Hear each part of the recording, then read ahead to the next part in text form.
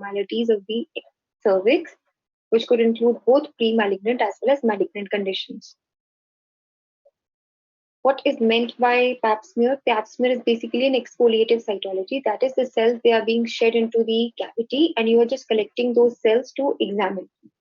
So the technique of removing these cells from the cervix, from the surface of the cervix by scraping with the help of a wooden spatula on a slide is known as pap smear. The test mainly aims to detect any precancerous changes like the cervical intraepithelial neoplasia, any dysplasia, any metaplasia that is present, and majority of which are occurring due to the HPV. The major cause of these changes is due to HPV infection or any other de novo mutations. The test also helps us to find any infectious agent in the smear as well as any abnormalities which include pre-malignant conditions as well as malignant conditions. Now, when do we start screening? Screening should start at the age of 20 to 25 and should continue over some gap. Like if the patient has a normal pap smear initially at the age of 25, then the patient should get herself tested after 3 years or say 5 years. But if you are detecting any abnormality at the first pap smear examination, any dysplasia particularly or any intraepithelial neoplasm, then this needs to be follow up every 6 months. This should be done mainly in the postmenopausal females who present with postmenopausal bleeding or any abnormal uterine bleeding. Then screening of the women who have got positive family history of carcinoma or patients who have in situ lesions. Screening and follow-up of known cases of carcinoma following the radiotherapy, following hysterectomy, and the status of the wall smear should be told. Then pap smear screening is still recommended for those females who have been vaccinated against HPV. HPV is going to prevent you against the infection, but if the person has already been infected and the patient has then received the vaccine, then it is of no use.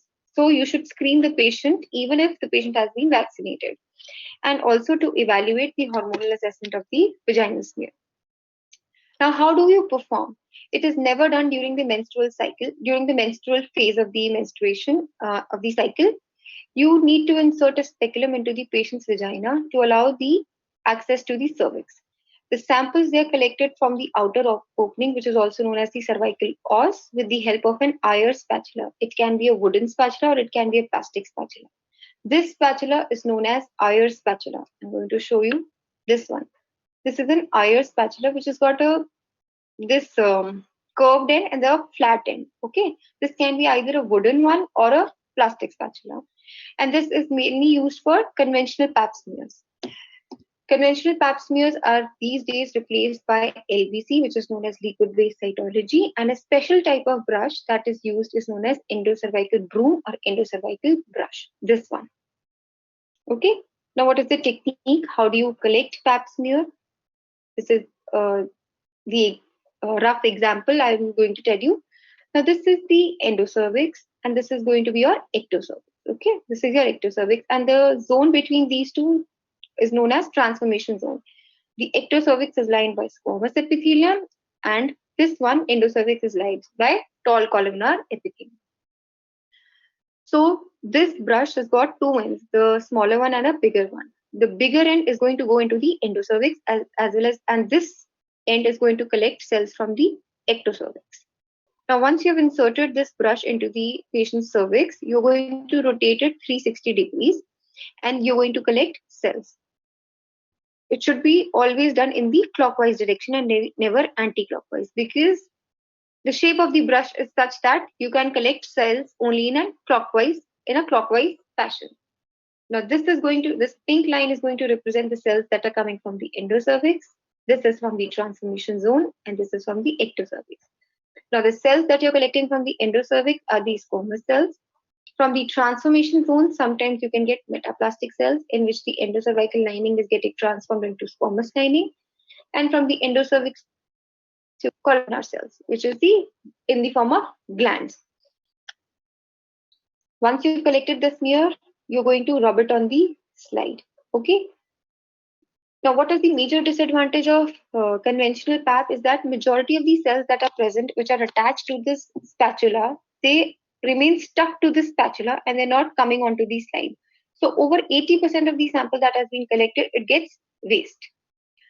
And the special type of fixative, once you have spread that smear on the slide, how do you fix it? There is a special type of fixative that you do mainly for the pap smear, that is known as a spray fixative. Okay, you're going to hold this spray bottle at a distance of roughly 10 centimeters away from the slide, and you're going to spray it once or twice. Apart from the fixative, it has got a carbovax coating, so that when there is you have a lot of time in transporting the sample from the gynecological OP to pathology lab, the smears, they have chances of getting distorted. That is why in these spray fixatives you have a layer of carbovax, which is going to prevent the degeneration of these cells. So apart from the ethanol or methanol fixative that is present, there is carbovax, which is going to form a layer over the pap smear, so that the cells, they do not get distorted in the transport time. Then, because this is a conventional smear, so you are bound to get a lot of mucus as well as inflammatory cells, because all the samples that you collect is entrapped in mucus. So there are very high chances that you miss the cells, which could be malignant also, or dysplastic also, and they obscure the elements because of the mucus and a lot of inflammatory cells. Okay, I am going to show you a slide. Now, this is how conventional smear looks.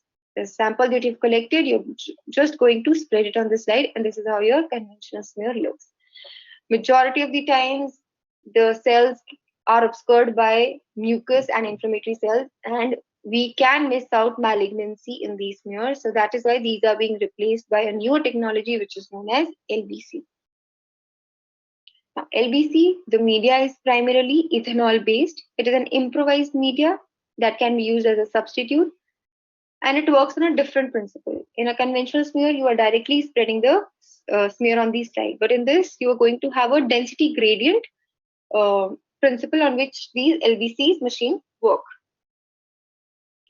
Okay, there are two types of LBC machines. The one that is FDA approved is ThinPrep and SurePath. In your vivas, you can be asked what machine is present in our pathology lab. It is SurePath machine that is present in our lab. Okay. Then those which are not FDA approved are Cytoscreen, Turbitech, CellSlide, and PapSmith. These are not commonly used. The one that we use in our laboratory is SurePath.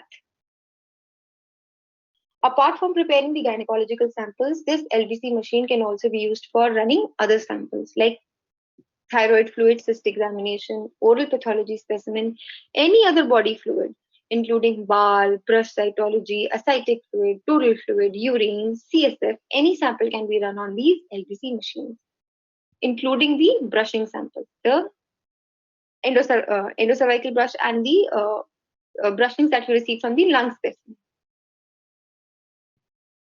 Why do we need LBC? Because it is going to reduce the number of inadequate smear and need for repeat smear. It has got a very high sensitivity in detecting the SIN lesions, which are known as carcinoma in situ lesions, which are divided into 1, 2, and 3.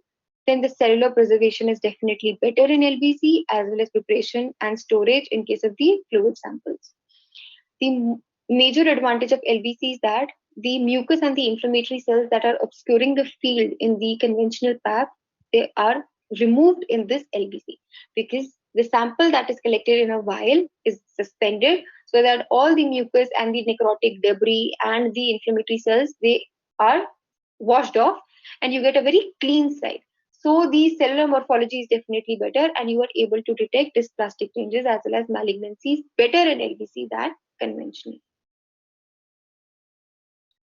Sample collection, okay, the media is definitely different. For ThinPrep and for SurePath, it is different. In one, it is ethanol based, and in one, it is methanol based. And the brush that we use is a special brush, which is known as an endocervical broom or an endocervical brush. You can also call it cyto brush. Okay, so this is what an endocervical brush looks like. In both ThinPrep and SurePath, how do you collect the sample? We're going to apply gentle pressure till the surrounding bristles come in contact with the ectocervix, and the central part of the brush, it goes into the endocervix. Now, once you know that the brush is inside the endocervix, you're going to rotate this cervical brush, cervical broom 5 times in a clockwise direction. Again, I'm telling you, why do you do it in a clockwise fashion? Because the bristles of this brush, they are D-shaped. Only and only if it is rotated in a clockwise manner and not anti-clockwise. If you do it anti-clockwise, all of the sample that you collected is going to get discarded. Then in ThinPrep, once you collect the sample, you're going to take this brush and there is already a fluid present, or that a fixative is present in a vial, and you're going to rinse the brush in that vial. Okay, you're going to swirl the brush vigorously. You're going to brush into the base of the vial 10 times by forcing the bristles apart, and at the end, you're going to vigorously rub it in the vial, and so that all the material vial. Okay, virtually 100% of the sample that is collected is rinsed into the ThinPrep vial. The sample is immediately sent into the lab, and through a density gradient process, there is a complete separate machine for ThinPrep and SurePath. You're going to put the sample into that machine, and the principle is of density gradient. Through the filtration process, these cells are going to disperse on the slide. Now, the benefit of LBC is that there is going to be a thin layer of cells which is clear of the obscuring elements, which is the nucleus and the inflammatory cells. It increases the opportunity to detect early signs of any abnormality. And this is a procedure how to collect it. This is how a LBC slide looks. This is a ThinPrep slide.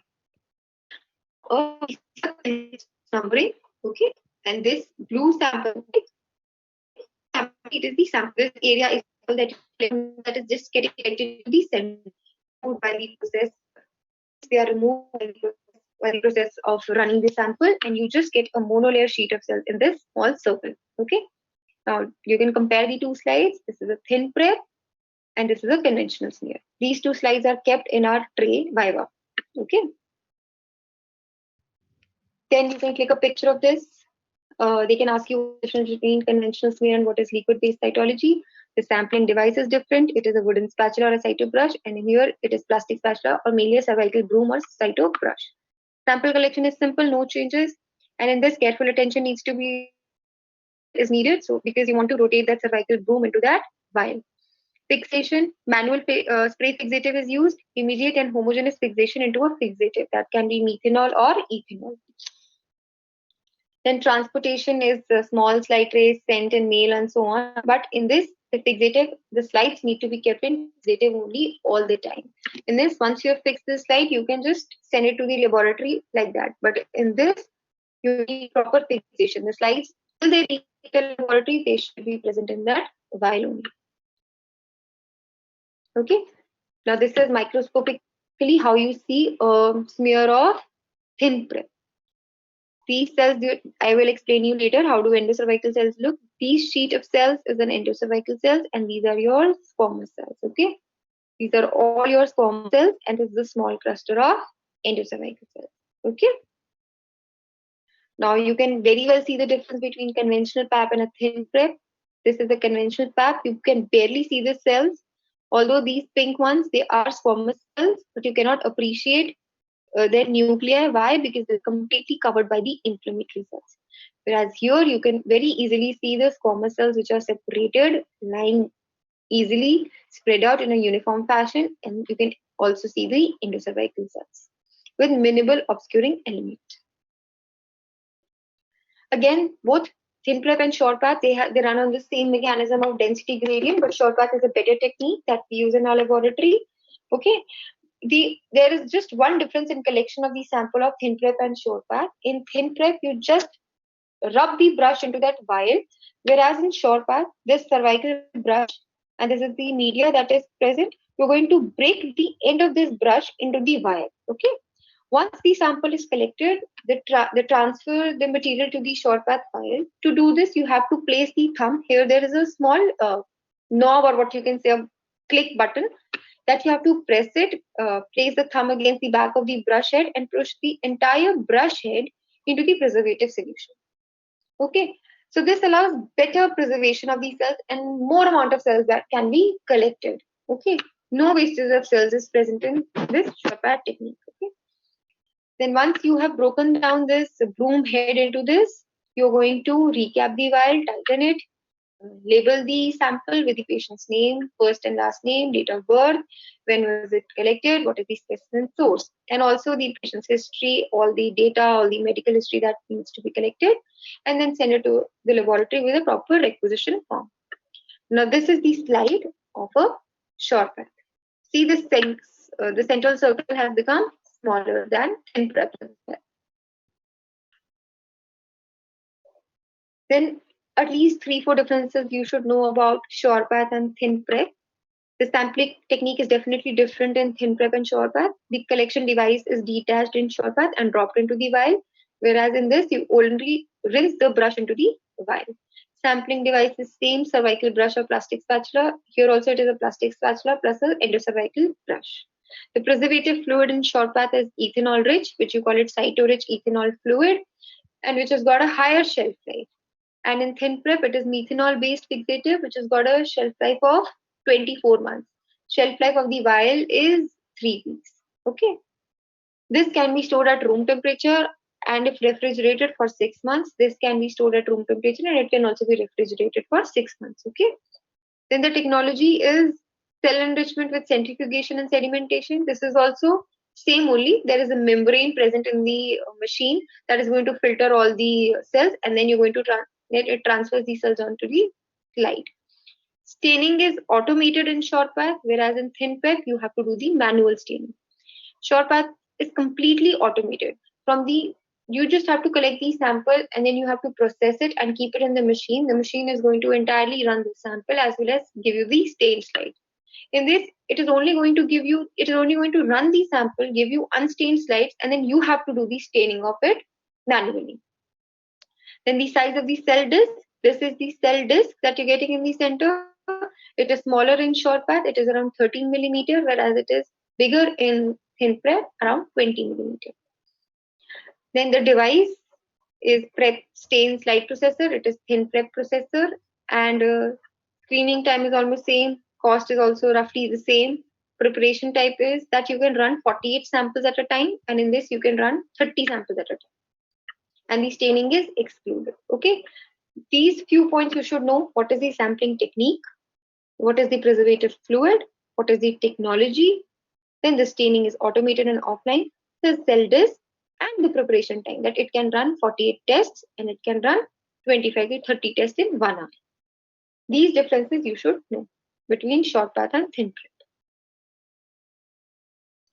Okay, once you have run the sample and you've received the slides, you need to screen the slides before reporting, and you need to tell whether the sample is adequate for reporting or inadequate for reporting. It is very, very important.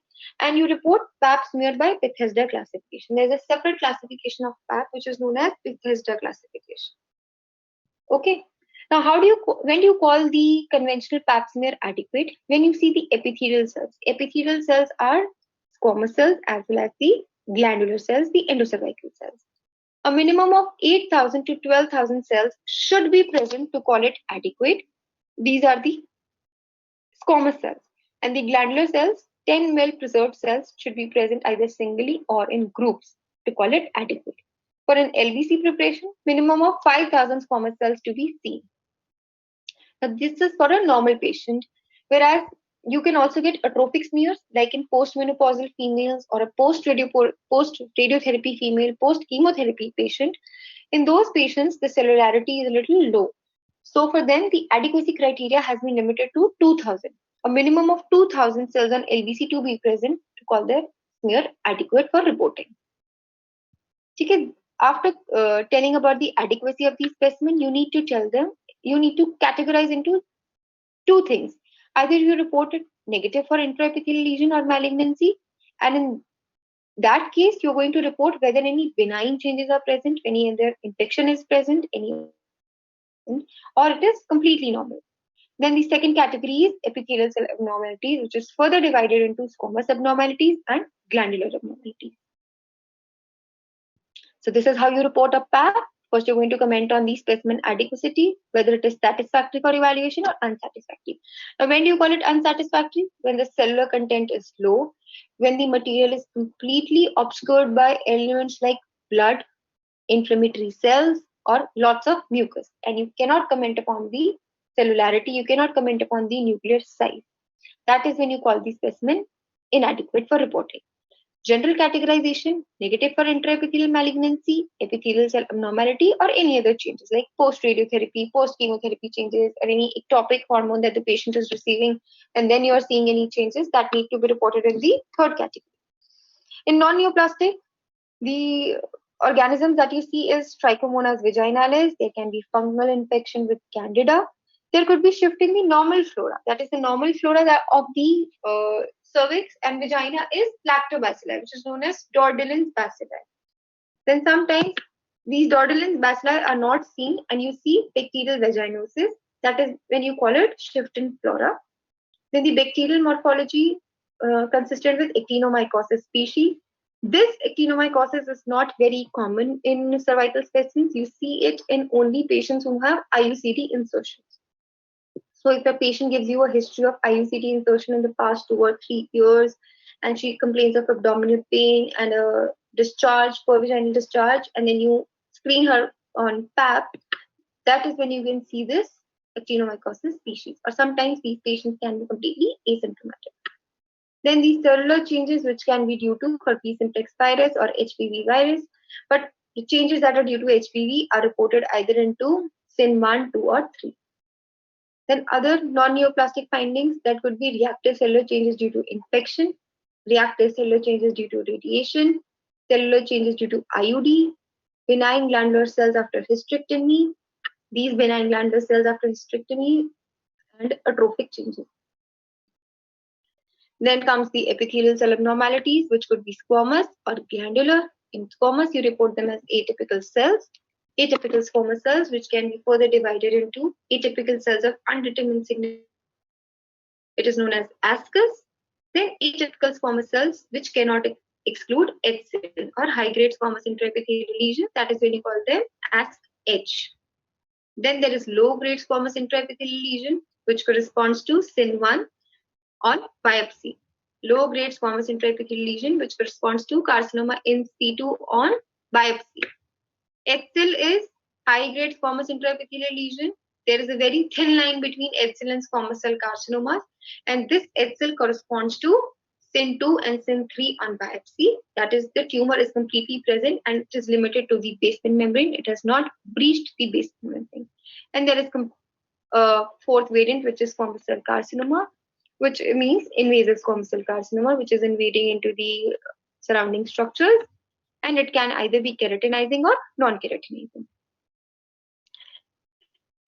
Then you see glandular cell abnormalities, in which you report them as atypical glandular cells, which could either be endocervical, endometrial, or not otherwise specified. Then there is atypical glandular cells, which favor neoplastic etiology, which could either be endocervical or endometrial. Then there is endocervical carcinoma in situ. Fourth is adenocarcinoma. Okay, so there is atypical glandular cells which favor neoplasia, endocervical carcinoma in situ, and proper adenocarcinoma, which can be endocervical, endometrial, extrauterine, or NOS. But most commonly it is endocervical. Now we come to the microscopic examination. They do ask you, how do the normal squamous cells appear? These are the 4 different types of normal cervical cells, which you can see in different phases of the cycle. The first one is the superficial squamous cell. These are large. This one is the superficial squamous cell, which is large, has got eosinophilic cytoplasm and a pycnotic nuclei. Okay, this superficial squamous cell comprises the outermost layer of the non-keratinizing epithelium. They are mainly seen under the effect of estrogen.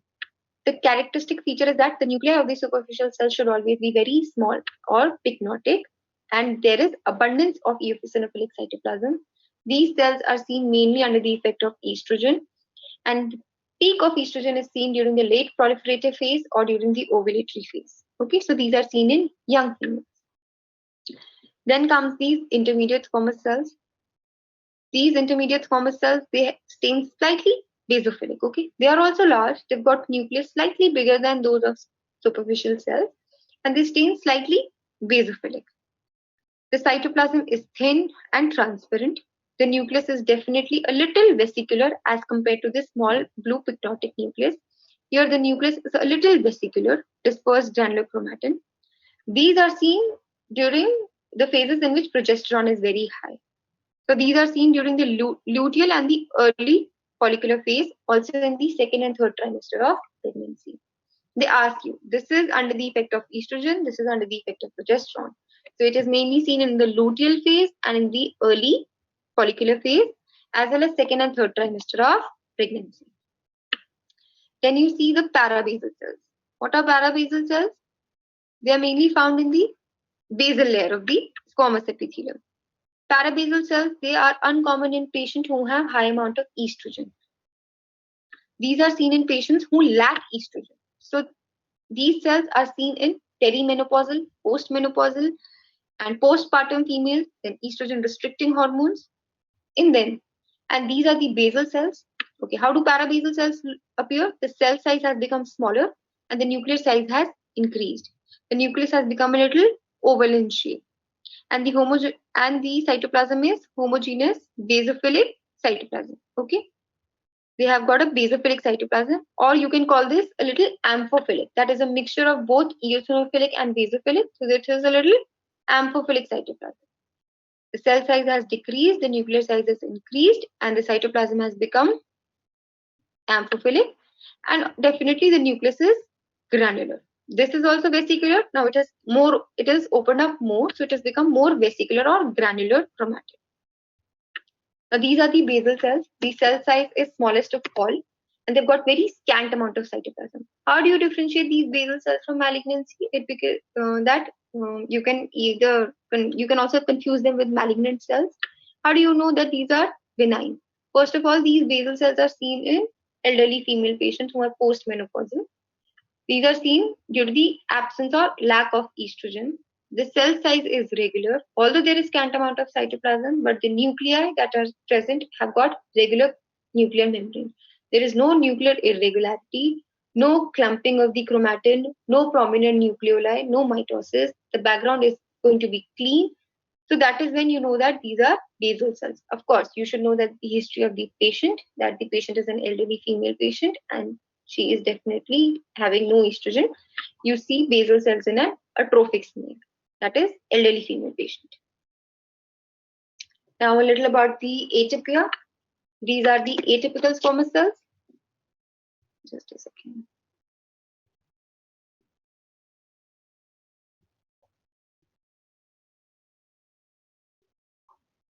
Yes, these are your atypical squamous cells, which are of undetermined significance. That is, the background is very neat and clean. There is no necrotic debris, no inflammation in the background, but these cells, they appear that there is some amount of irregularity in these nuclear membranes. The nuclei, they are definitely enlarged, and there is some amount of nuclear irregularity.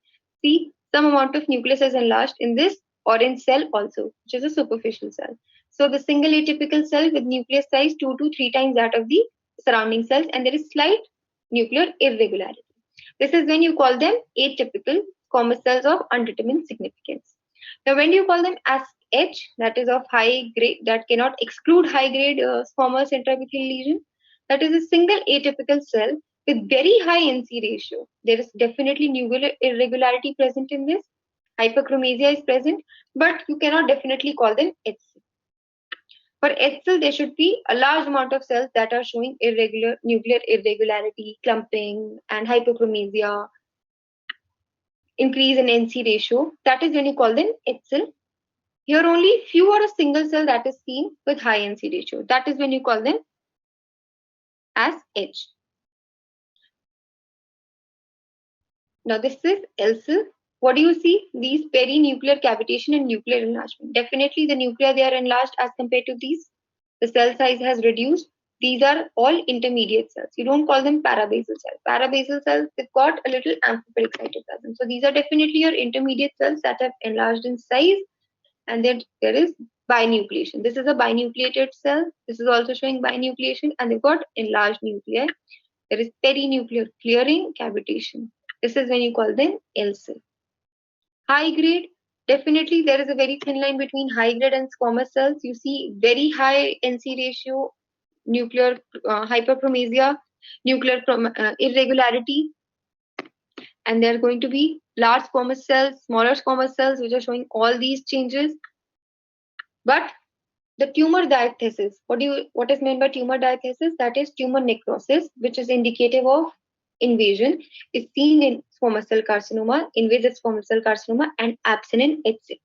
If the tumor diathesis is present and the tumor cells are clinging like this, they are scattered singly, clinging to each other with, like this, and they're not overcrowded, they're present like this, and there's a lot of tumor necrosis in the background and inflammatory cells. That is when you call them invasive squamous cell carcinoma. The cells, they are equally enlarged in HCC, but you do not see this tumor diathesis to call them squamous cell carcinoma.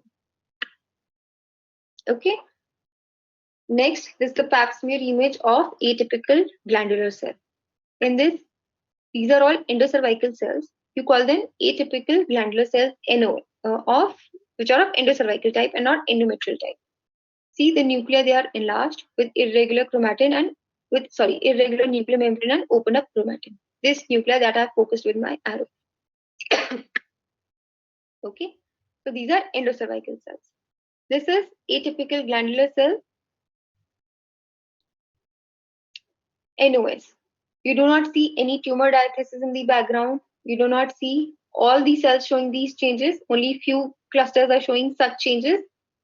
Nuclear irregularity, high NC ratio, and loosening of these cells. Otherwise, the endocervical cells, they are present in a honeycomb pattern or a smooth sheet, and they're clumped together. When there is tumor or when there is malignancy present, these cells, they lose their cohesiveness and they are scattered singly. So this cluster is a little opened up. And you can see the opened up chromatin, that is dot like, and nuclear irregularity. That is when you call it atypical glandular cells, but you do not see them in all these cells. That is why it is NOS.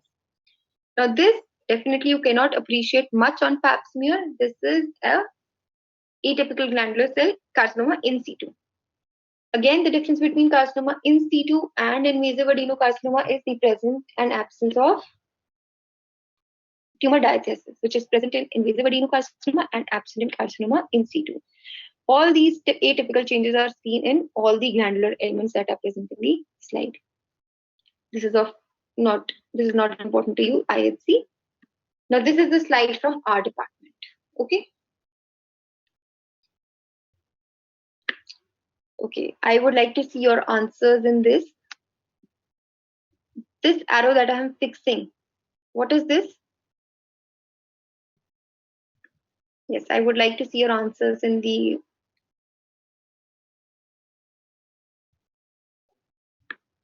okay, you people have asked a lot of questions. I'm going to ask you.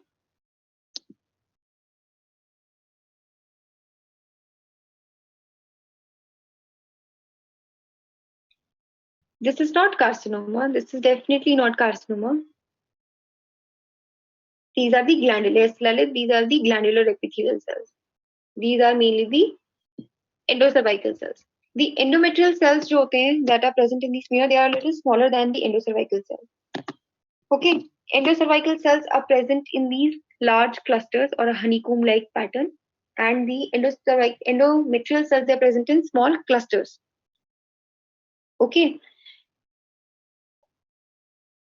and they're definitely small and cuboidal in appearance. Normally, the endometrial cells, they are not seen during in the pap smear. Yes, these small ones are the parabasal cells. Okay. This one is a small basal cell. These are your parabasal cells. Or this could be an inflammatory cell also, which is not very visible here. Okay.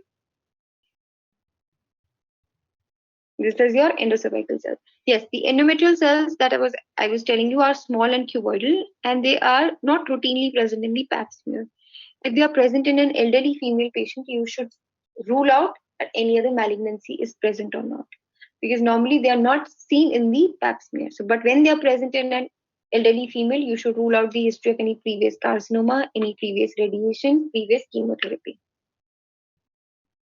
Okay. Now this is a normal slide. Now those I'm showing you are the normal pictures. These two were the abnormalities. These are the normal cervical cells. These two were the epithelial abnormalities that I've shown you. Now I'm showing you a normal slide of our department. This is a pap smear. This is the normal pap smear.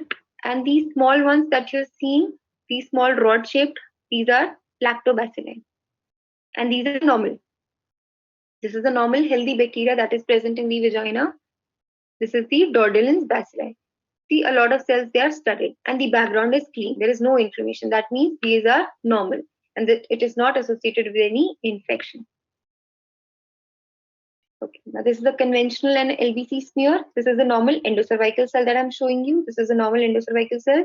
These are the tall columnar cells which are present with the basally placed nuclei. Now this appearance is characteristic of endocervical cells and this is known as picket fencing of the endocervical cells. Okay, this is the picket fence appearance of endocervical cells. This is a conventional smear and this is a LBC preparation. See the nuclei, they are all basally placed. This is the characteristic picket fencing of endocervical cells. Again, conventional and LBC smear. This is not a very good smear. See the small bacilli that are studded throughout. These are lactobacilli in the background. But definitely, this is all very crowded, and an LBC is definitely a neater picture, gives you a neater picture. Okay, I'm going to show you a few organisms that can be seen on our pap smear. Okay, this is our intermediate cell. You can see the nuclei slightly enlarged with basophilic cytoplasm. And this one, a pear-shaped organism. This is Trichomonas vaginalis. This was a 32-year-old woman with vaginal discharge, the organism's nucleus with cytoplasmic granules and a flagella. The small tip that I've focused is a flagella. The small one is a flagella. Okay, this is the bigger picture that I'm showing you, is a flagella, which can be better visualized on LBC preparation. This is a conventional and this is an LBC. See, these are, you can call them pear-shaped or kite-shaped and small granules present in them, and these are the flagella. Okay. This is Candida. Can you see these small pink things? These are the spores. Okay, and these are the pseudohyphae. Okay, these elongated ones, these are the pseudohyphae. This was a routine screening of a 63-year-old female. Fungal organisms can be seen. Candida, the bacteria. No, these are all pseudohyphae. This is definitely pseudohyphae which are present. Okay. The candidal spores are seen, these small ones, and these are the pseudohyphae of Candida. The characteristic appearance is that the patient is going to complain of a thick white discharge, okay, and mainly seen in immunocompromised patients. Now this is a clue cell. Remember this, that the normal lactobacilli can also be studying the cell and completely obscure the cell. This is rod shape. These are all cocobacilli, which are going to completely fill these cells. And see, this is a conventional smear. This is LBC and this is a conventional smear. Okay, and these are all clue cells. This is when you call that there is shift of bacterial flora, and this is known as bacterial vaginosis. These are all clue cells. And the background is also very clean in this. Okay, this can be normally present. It is not that you have to treat, it can also be normally present. Now this is another picture which is showing ray fungus or the actinomyces. These dark blue stains in conventional smear are actinomyces. The clumps of protein usually seen in conventional preparations tend to be washed away in LBC, leaving only fine, thin bacterial filaments. These are much thinner than pseudohyphae of Candida. Can you see these bacterial filaments which are entrapped like this, which are entangled like this? So this is actinomyces. Patient will definitely give you a history of IUCD insertion. And this was a 41-year-old female. On conventional smear, you call them as cotton ball appearance of tangled clumps of filamentous organism. Actinomyces is a filamentous organism, and on conventional PAP, you call them as cotton balls. And in the background, you can see a lot of inflammatory cells. This is HSP. Note the these are the intranuclear inclusions that are present. This small one that I'm focusing. Okay, these small ones. These are all intranuclear inclusions. Note the eosinophilic intranuclear Cowdery A type inclusions. The ground glass appearance of the nuclei is due to the accumulation of viral particles, which leads to peripheral margination of the chromatin. This thin rim is your chromatin, and whole of this is your intranuclear inclusions. And they have pushed the chromatin to the periphery. This is characteristic of HSV. Okay. This was HSV. This is your actinomycosis, clue cells, bacterial vaginosis. These are your candidal spores and hyphae. This was Trichomonas vaginalis. Okay. In all of these, you're going to see a lot of inflammation in the background except for bacterial vaginosis. Now, I'm going to ask you a few history-based questions. This was a 65-year-old female patient with postmenopausal bleeding. A pap smear examination was done, which showed the following picture. So what, according to you, is the most likely diagnosis?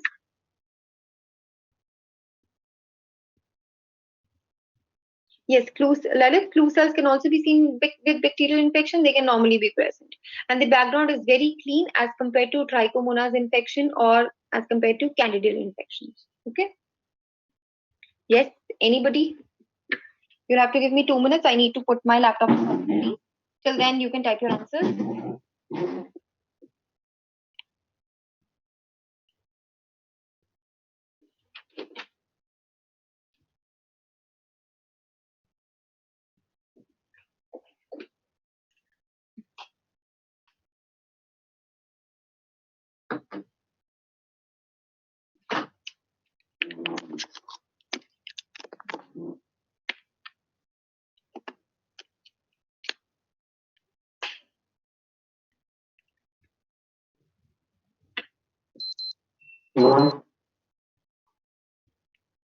No, this is not HSV. HSV is this that I've showed you. See the characteristic intranuclear inclusions and very thin margination of the chromatin. So this is not, no, this is definitely not endometrial cells. Endometrial cells are definitely much smaller than these and much basophilic in appearance. These are definitely squamous cells. See the amount of cytoplasm that is present. Abundant amount of cytoplasm is always seen in squamous cells. Very good. Etzel Prakhar, very good. But this is invasive squamous cell carcinoma. Very good. But if you tell them as Etzel also, you will be granted marks. Why am I calling it as invasive carcinoma? Although the features are similar in Etzel, but there is a lot of inflammation in the background, and this dirty looking material in the background that you see, it is all necrosis, which is not seen in Etzel and seen in invasive carcinoma. These are all atypical squamous cells, irregular nuclear chromatin, open up chromatin, these small prominent nucleoli. These are small prominent nucleoli, loosening up of these squamous cells, and irregular increase in C ratio, irregular cell size, along with necrosis in the background and these inflammatory cells. So this is invasive squamous cell carcinoma. There are 45-year-old female patient presented to us with postcoital bleeding. A pap smear revealed the following. I'm showing you in the next slide. What was the diagnosis? Yes. Now, anybody?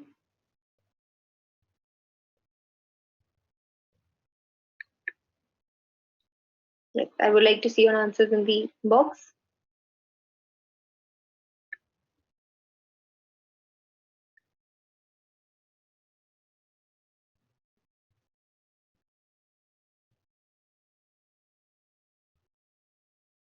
Shashwat, this is Etzel. Okay. This you've seen irregular nuclei, nuclear chromatin, but the background appears a little neat as compared to that of invasive squamous cell carcinoma. The background is appearing a little neat. Now these Etzel, they correspond on biopsy to SIN1 and SIN2 and SIN3. High grade squamous intraepithelial lesion corresponds to SIN2 and SIN3. When do you call it SIN2? See, this is a full thickness dysplasia. You can call it cervical intraepithelial neoplasia type 3. Why?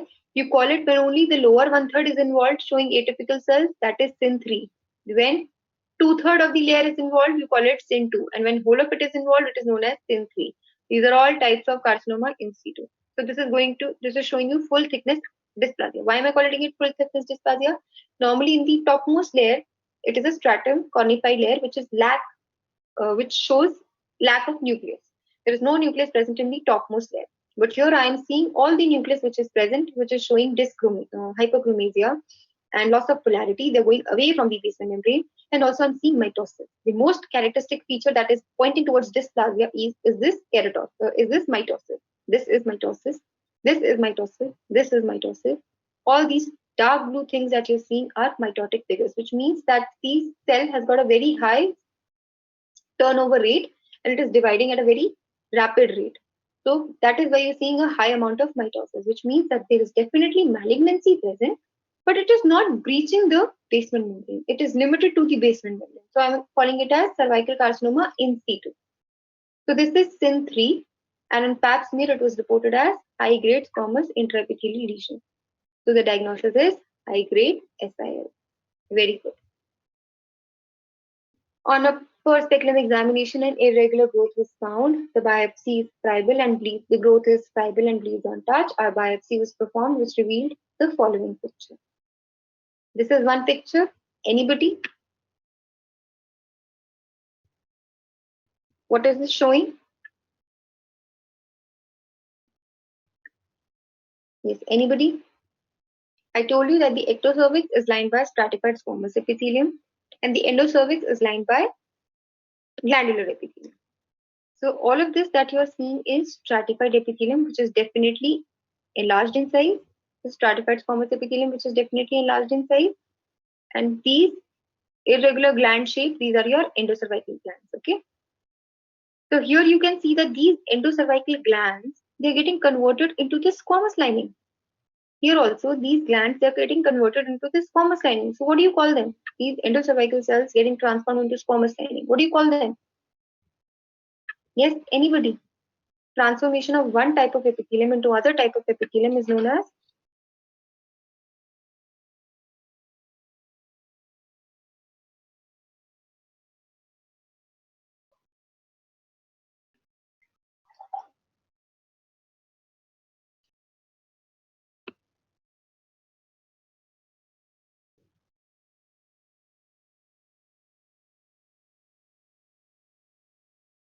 Sorry for the disturbance. Yes, this is metaplasia.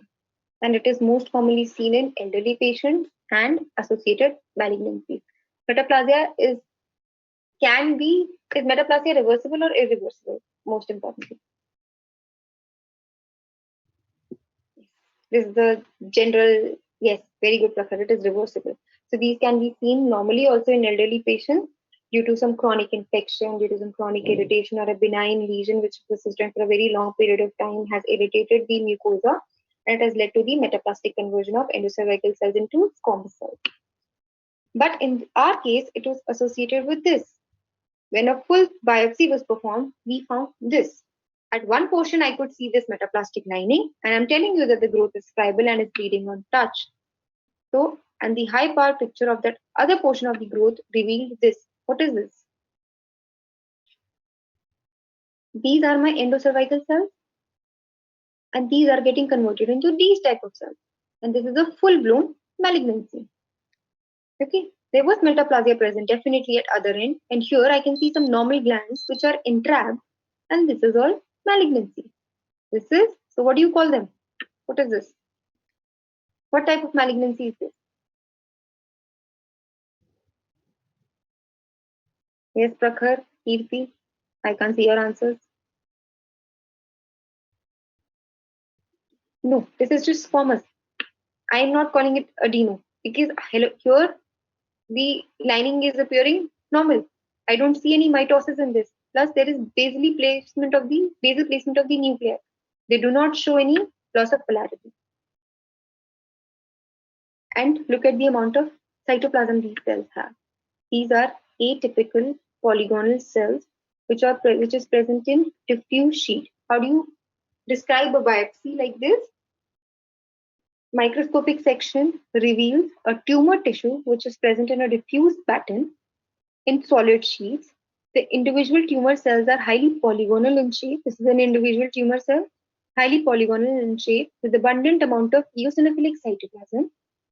The nuclei is showing irregularities with vesicular chromatin, that is opened up chromatin. Chromatin is say khul gaya.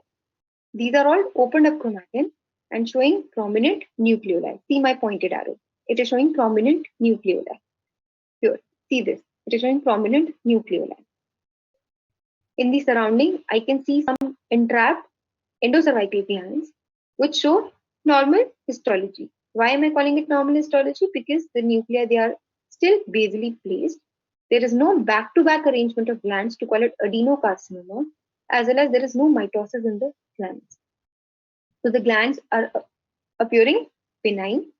Here, these sheets of cells are seen, plus I don't see it. I see mitotic figures. These are mitotic figures. Okay, this is mitosis. So this is most likely squamous cell carcinoma of cervix. And this is non-keratinizing variant. Why? Squamous cell carcinomas of cervix can be divided into two types, which can either be large cell or small cell, and which can be further divided into keratinizing and non-keratinizing. So this looks like a large cell non-keratinizing squamous cell neoplasm.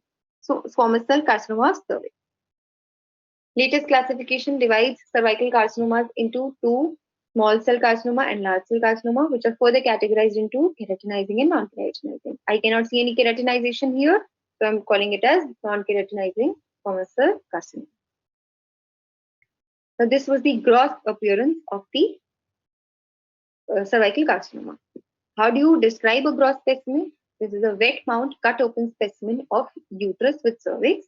Why do you call it uterus with cervix? They can ask you in Viva.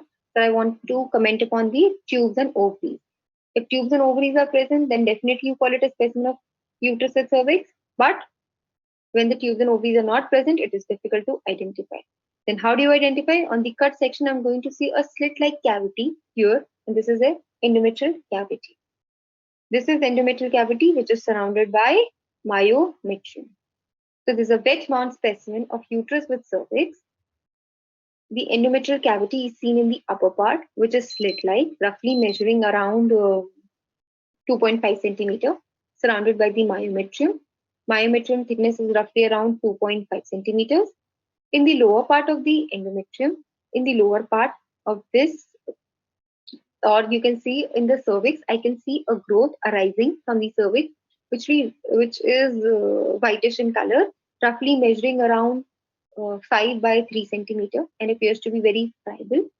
It appears to be originating from the cervix. This is most likely a cervical carcinoma, and it is pushing the endometrial cavity to the upward. Had it been an endometrial carcinoma, it would have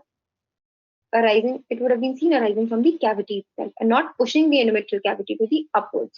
So this is definitely a cervical carcinoma, which is pushing the cavity upwards, and this part is the ectocervix. The rough part that you see on the external aspect is your ectocervix, and this is the tumor that is seen arising from here and involving. You don't know whether it is adenocarcinoma or squamous cell carcinoma. This is just carcinoma. Okay.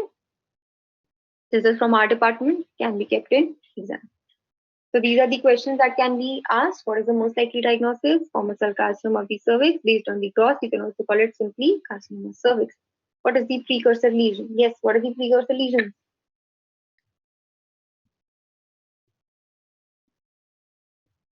Or I will frame the question. What are the different risk factors of carcinoma cervix? Yes, anybody? Squamous metaplasia, okay. And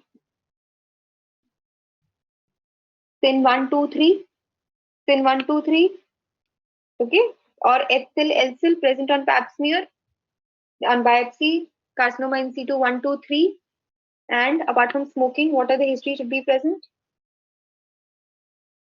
Family history, any cervical erosions, family history of any breast carcinoma, then early age of menarche and late menopause, HPV infection, multiparity, yes. Out of these, HPV infection is the most common, and early menarche and late menopause. Why? Because of the increased exposure of the estrogen, because of the increased amount of estrogen in the patient. Yes. Then which virus is associated in its causation? It is HPV virus. What other tests can be performed apart from this pap smear? What other tests can you perform for help, which will help you in diagnosis of Malignancy.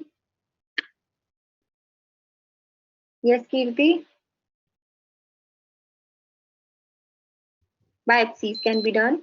Then before biopsies, when you collect biopsies, you do a colposcopic examination. That is when you see the cervical wall and the vaginal wall grossly.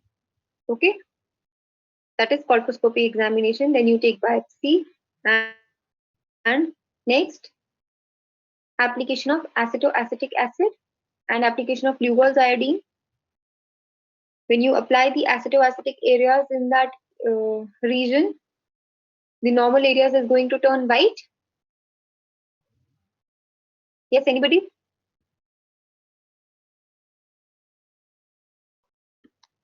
Yes, प्रखर क्या होता है उसमें?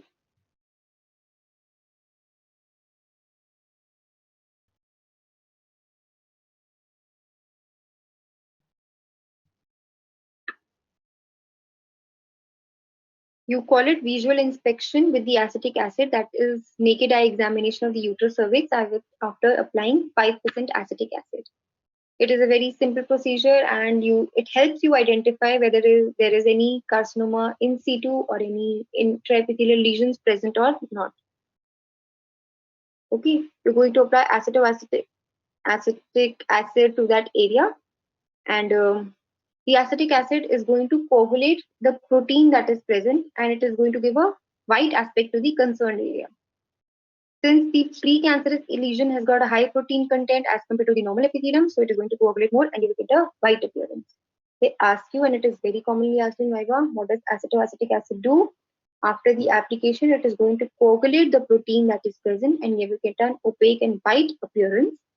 A precancerous lesion has got high amount of protein as compared to the normal epithelium, so it is going to appear white as compared to the surrounding area. Okay. Then this is another question. A 36-year-old sexually active female noticed that there were multiple warty lesions which were increasing in size over the past 5 years. On physical examination, she noticed that there were multiple 0.5 to 2 centimeter red pink flattened lesions present throughout the vulva and perineum. One of the larger lesions was excised and microscopic appearance was seen. Which infectious agent is responsible for this? Yes. यहाँ पे क्या दिख रहा है? Cells में clearing हो गई है. These are all clear cells which are seen in the topmost layer of the stratified squamous epithelial lining. So what is this? Yes, anyone?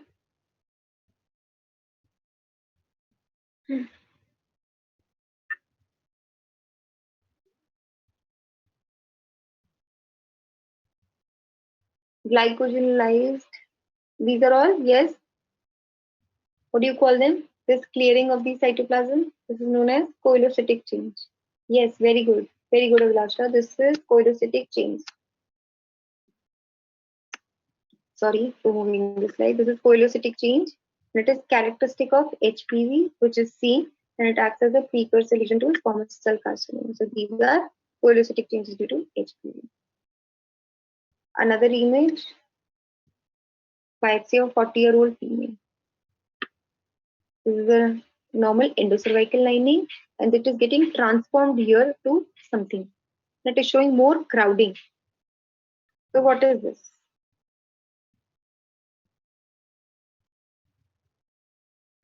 And इतना भी बता दिया that this is your normal endocervix, normal endocervical lining, and here it is getting transformed into this lining. See, these are all mucus cells. These are tall columnar lining with basally placed nuclei and mucin present in the apex. Now this is getting converted into the lining in which you are seeing a lot of clear cells. What are these clear cells? These are all goblet cells. Okay. No, you don't call any such thing called as endocervical hyperplasia.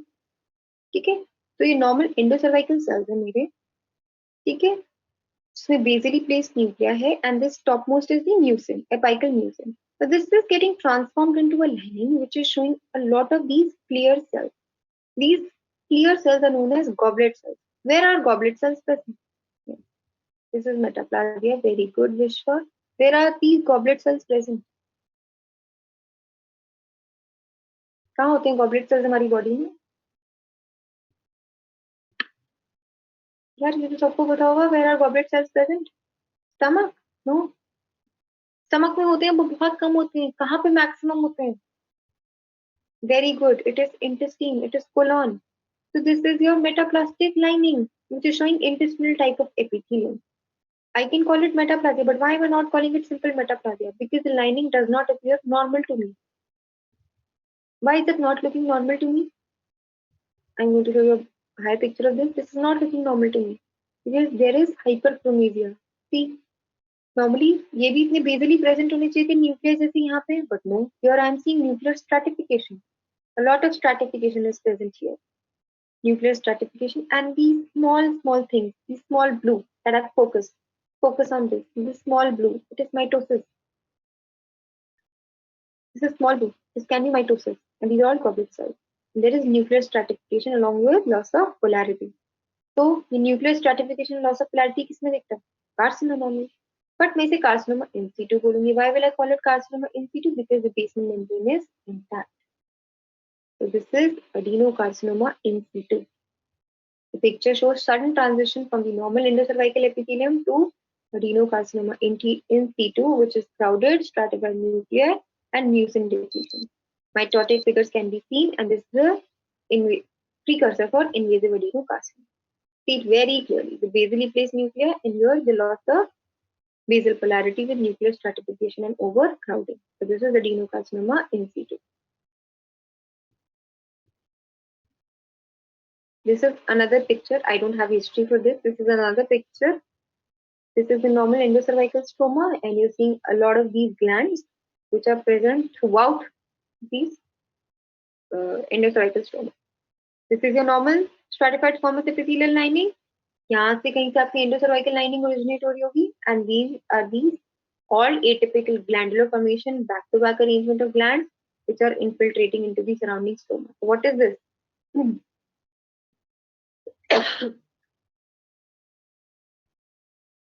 going to show you another hyper picture. This is a hyper picture, back-to-back arrangement of glands with nuclear crowding present, obliteration of the lumen, and these dark blue.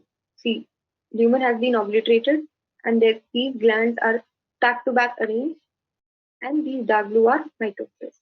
अब तो मैंने इतना बता दिया. अभी क्या होगा? यहाँ पे मेरी normal stratified squamous epithelial lining है, एंडोसर्विक्स से ओरिजिनेट हो रहा है पूरा का पूरा. इतने सारे ग्लैंड्स हैं which are showing back-to-back arrangement with increased mitosis, loss of basal polarity. See here, the basement membrane is also getting breached and it is getting infiltrated into the surrounding stroma. What is it? Yes, thank you, Lalit. This is adenocarcinoma. It is not adenoma, it is adenocarcinoma. What is adenoma? Well differentiated adenocarcinoma.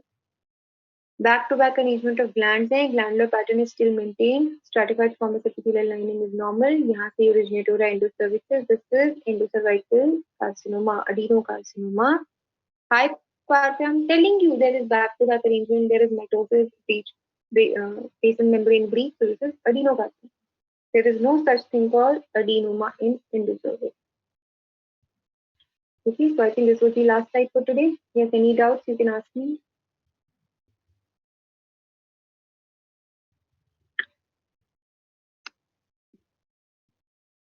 Yes, anyone, any doubts?